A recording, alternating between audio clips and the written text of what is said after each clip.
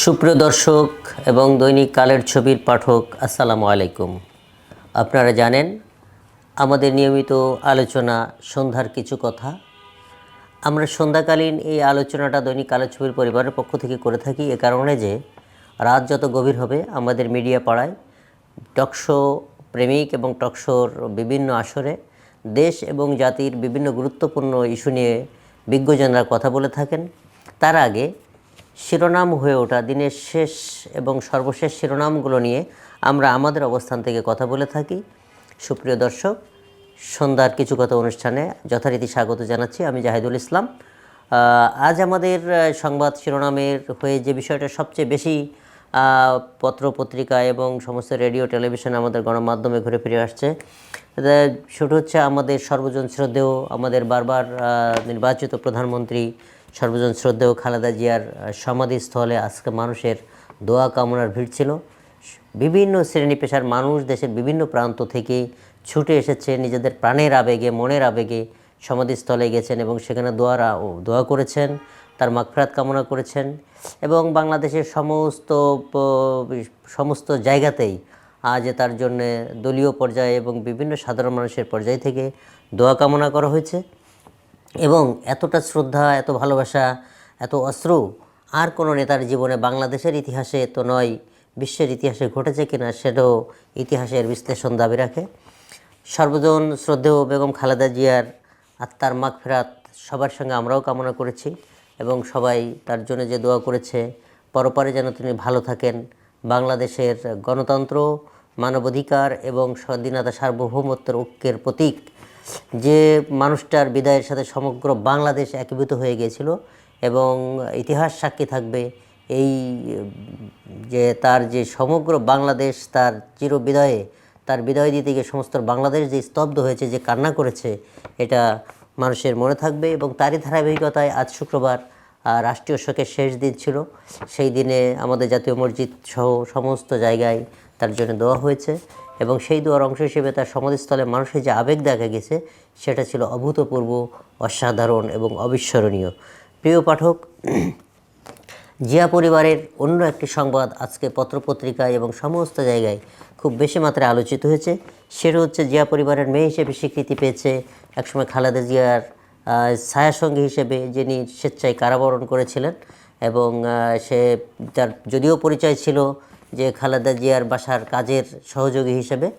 তো আজ বাংলাদেশের গণতন্ত্রের এবং তারুণ্যের অহংকার, শহীদ প্রেসিডেন্ট এবং খালেদা জিয়ার সুযোগ্য উত্তরসূরি, আগামী দিনে যাকে বাংলাদেশের প্রধানমন্ত্রী হিসেবে বিবেচনা করা হচ্ছে তারেক রহমান, তিনি একেবারে ডকুমেন্টারি হিসেবে তাকে, ফাতিমাকে বোন হিসেবে আপন করে নিয়েছেন জিয়া পরিবারের সদস্য হিসেবে এবং তার সম্পদের যে ভাগ বোন হিসেবে যেটা পাবে সেটা দিবেন, এই প্রতিশ্রুতি ডকুমেন্টারি করেছেন এবং জাতি এবং তার দলীয় সমস্ত মানুষের কাছে আহ্বান করেছেন যে আজ থেকে যেন কেউ তাকে আর তার কাজের সহযোগী হিসেবে, বাসার মানুষ হিসেবে না দেখেন, জিয়া পরিবারের সদস্য এবং তার বোন হিসেবে, তারেক রহমান এবং কোকোর বোন হিসেবে যেন সবাই তাকে সেই শ্রদ্ধার চোখে দেখেন, এই আহ্বান তারেক রহমান করেছেন। এই বিষয়টাও কিন্তু মানুষের হৃদয় ছুঁয়ে গেছে, কারণ বেগম খালেদা জিয়ার জীবনের দুর্দিনগুলোতে, একবার দুঃসহ দিনগুলোতে, ফ্যাসিস্ট সরকারের যে নির্মম নিষ্পেষণের দিনগুলোতে এই ফাতিমা, একটা সাধারণ পরিবারের মেয়ে, কতটা ত্যাগ স্বীকার করেছেন, কতটা নিষ্পেষণকে মাথায় নিয়ে নিজের জীবনের ঝুঁকি, পরিবারের জীবনের ঝুঁকি নিয়ে সে নিজের স্বেচ্ছা কারাবরণ করার জন্য আদালতের কাছে আপিল করেছেন, কারাবরণ করেছেন এবং জীবনের শেষ দিন পর্যন্ত উনি ছায়ার মতো বেগম খালেদা জিয়ার সাথে ছিলেন।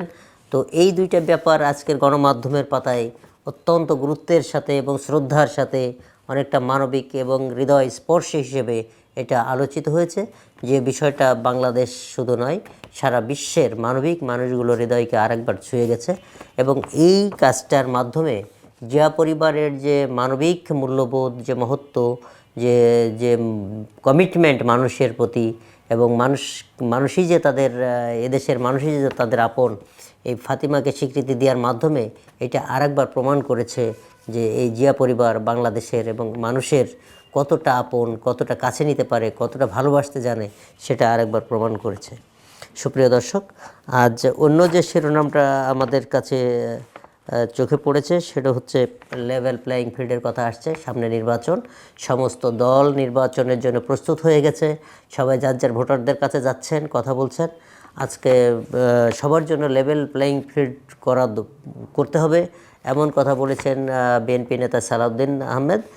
আর আরেকটা বিষয় এখানে একটু অ্যাড করতে হবে, যে বিষয়টা হাসনাত আবদুল্লাহ যিনি এনসিপির শীর্ষ নেতা, তিনি বলছেন যে প্রশাসন সব কিছুটা হলেও বিএনপির দিকে ঝুঁকে গেছে বলে তার কাছে মনে হচ্ছে। সে এরকমটা উদ্বেগের কথা বলছেন।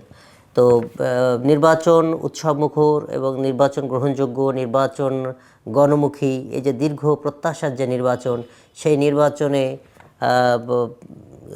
যদি এরকম অভিযোগ উঠতে থাকে যে প্রশাসন কোনো একটা দলের পক্ষে বা বিশেষ করে বিএনপির দিকে ঝুঁকে গেছে, তো সে বিষয়টা সম্ভবত কিছুটা হলেও নির্বাচনের সৌন্দর্যকে হানি করবে। কারণ এমনিতে দল হিসেবে বিএনপি অসম্ভব জনপ্রিয় একটা অবস্থানে আছেন এবং যে কোনো বিচারে বিএনপিকে সামনের দিনে মানুষ সমর্থন করবে, সামনের দিনে এগিয়ে যাবে। বাংলাদেশের গণতান্ত্রিক স্থিতিশীল অবস্থার যে সংকট চলছে, সেই সংকট উত্তরণে তারেক রহমানের দেশে আগমন এবং মানুষের যে আস্থার ঠিকানা হয়ে ওঠা বিএনপি, সেই বিএনপির যে কিছু দুর্নাম, কিছু সমস্যা কিছুদিন আগে বিভিন্নভাবে আলোচিত হয়েছে সোশ্যাল মাধ্যমে এবং কিছু নেতার কর্মকাণ্ড অবশ্যই বিতর্কিত অবস্থান তৈরি করেছে। সেই বিষয়গুলো থেকে সংশোধন করে সংশোধিত বিএনপি নির্বাচনের আগে গণমানুষের সামনে আসবে এবং সেখানে প্রশাসন যদি কোনো দিকে হেলে যায় সেই বিষয়টাও কিন্তু দল হিসেবে বিএনপিরও দেখার বিষয় আছে। কারণ তারা যদি এরকম একটা অপশন থেকে ক্ষমতায় আসে এরকম মনে হয়, তাহলে সেটাও কিন্তু একটা বিতর্কের সৃষ্টি করবে, যা অবশ্যই গণতন্ত্রের সৌন্দর্যকে হানি করবে বলে আমরা মনে করি। হাসনাত আবদুল্লাহরা কোন প্রেক্ষাপটে কেন এই কথা সামনে আনছে?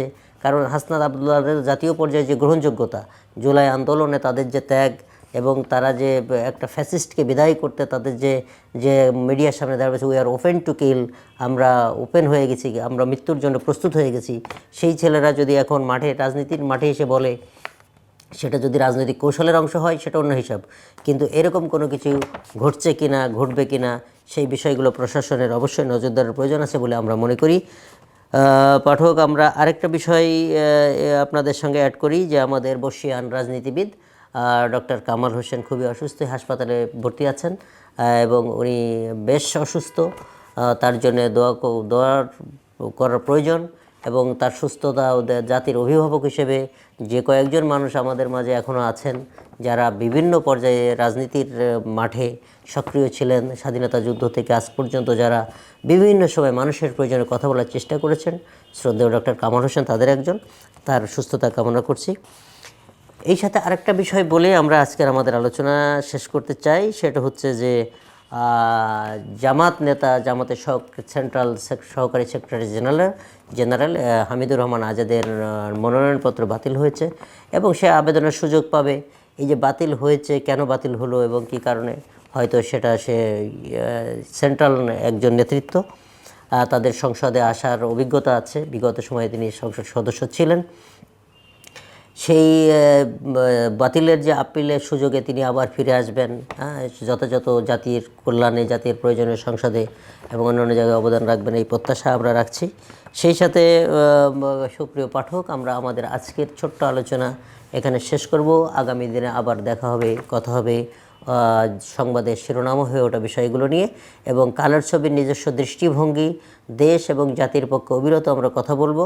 আমাদের সঙ্গে বিভিন্ন সময় বিভিন্ন জন অতিথি যোগ হচ্ছেন। ধীরে ধীরে আমরা জাতীয় পর্যায়ে জাতির প্রয়োজনে আমাদের অবস্থান থেকে কথা বলার চেষ্টা অব্যাহত রাখবো। আপনাদের ভালোবাসা, আপনাদের দোয়া, আপনাদের সাথে পাওয়া, আপনাদের সহযোগিতা আমাদের পথ চলা কাজ মসৃণ করবে। আমাদের দৈনিক কালের ছবি দিনে দিনে অগ্রগতির দিকে যাচ্ছে এবং আমাদের একই সাথে আমাদের প্রিন্ট ভার্সন, আমাদের অনলাইন মিডিয়া, আমাদের মাল্টিমিডিয়া আমরা কাজ করছি।